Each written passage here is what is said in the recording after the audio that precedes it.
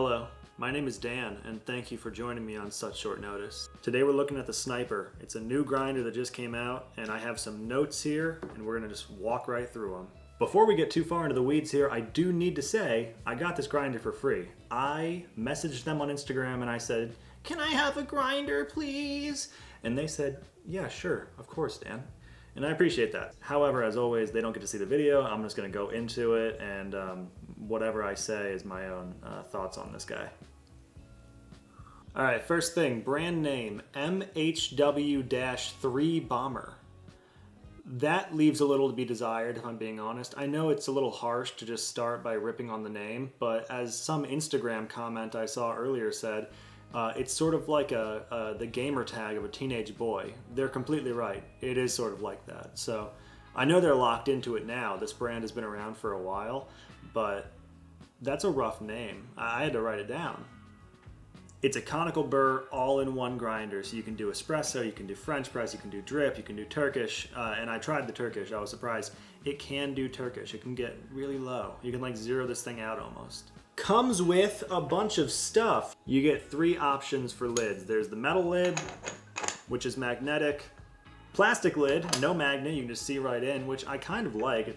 I like that they included it. And wood, which has kind of been my default because this thing does have other wood accents that I think are charming. You get one of these to, blow that out. I don't think that I have a use for this personally, because I have one of these that I use for everything, and I love it.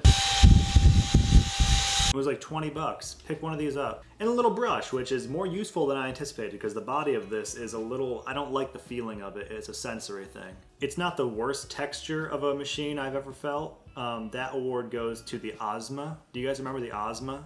The Ozma. I cut myself on this just carrying it over here. Back to my notes. All metal and wood, the whole thing. So if you've seen those reviewers out there who, they're like, oh, it's got some plastic on it, so I'm docking points, which I always think is kind of a stupid point to make. A little bit of plastic never hurt anybody. Well, I mean, I guess that's not true.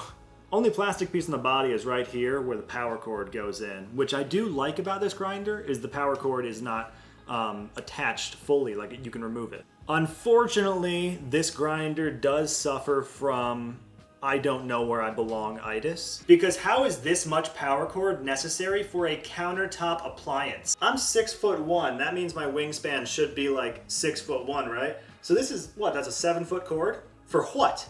Y'all mind if we just keep rolling right along? Next note, magnets. This thing is riddled with them. So you have a magnetic cap, you have the magnetic dosing cup, which has a little padding on the bottom so you're not gonna scratch it up.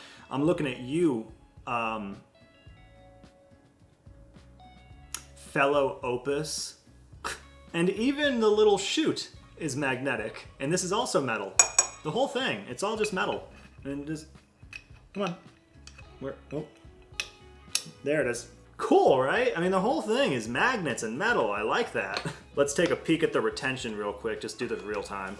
I'm putting 18.1 in, and I'm not gonna do any RDT or anything. I'm just gonna go for it.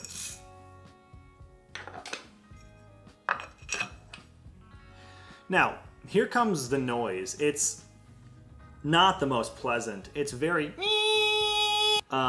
and that's one of my least favorite noises a grinder can make. But we're about to get into the things that I love again.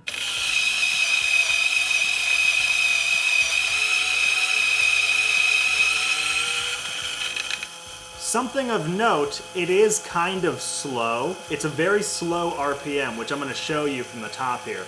But it does, for a conical grinder, it's like one of the cleanest flavors I've ever had from a conical grinder. So maybe that's to its advantage. All right, retention, just no knocking or anything. 16.9. Ooh, that's not great. Now, I'm gonna do it again. I'm gonna let it run, and I'm just gonna lift this whole thing up and bang, and see what that does. Because again, the whole thing's metal. I don't think anything's gonna happen to it. Bang, You can also take this off and ring it like a bell to let your beautiful wife know that coffee's almost ready. 17.7. So it's somewhat clear that this grinder, like most grinders in my opinion, would benefit from some bellows. I got this on Amazon originally for my Baratza Encore ESP, but this fits right over that cap and works out pretty well.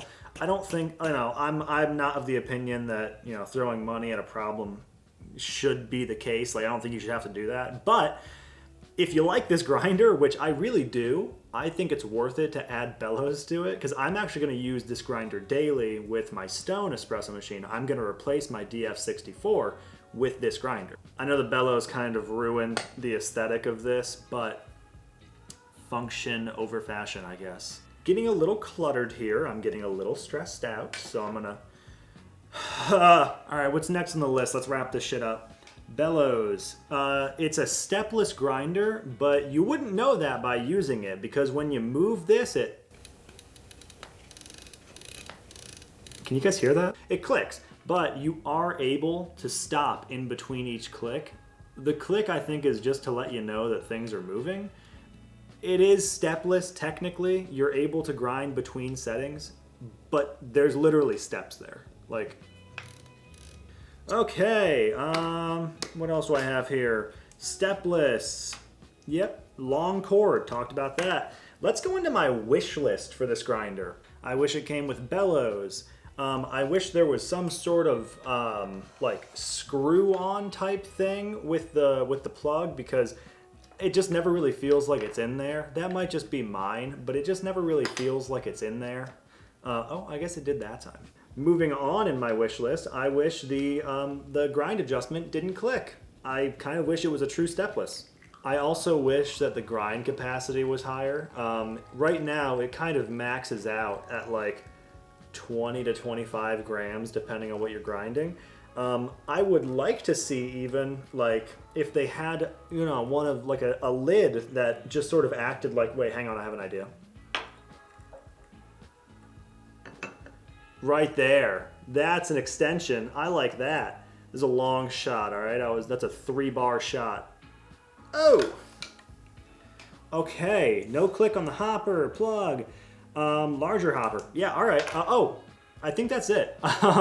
Cool. That's all my wish list. I don't want to fundamentally change everything about this grinder, but I do have notes, and I feel like my notes are pretty good. So, final thoughts on the grinder. It produces one of the cleanest cups I've ever had from a conical grinder, and that's just across the board. I'm really impressed with that. The slow RPM, I'm not sure if that's of benefit to this grinder. Maybe that's adding to how clean the cup is. I mean, it's like really... It's really, really nice. I like the lids, I like the build. The build is awesome with the wood grain and the metal. I think it's sick. I like all the magnets. As a man of about 25, I like a lot of magnets in my products, and this has like almost the perfect amount of magnets. But again, the most important thing here, the grind quality is just perfect for me. I think the grind quality really sells this guy. It's just excellent.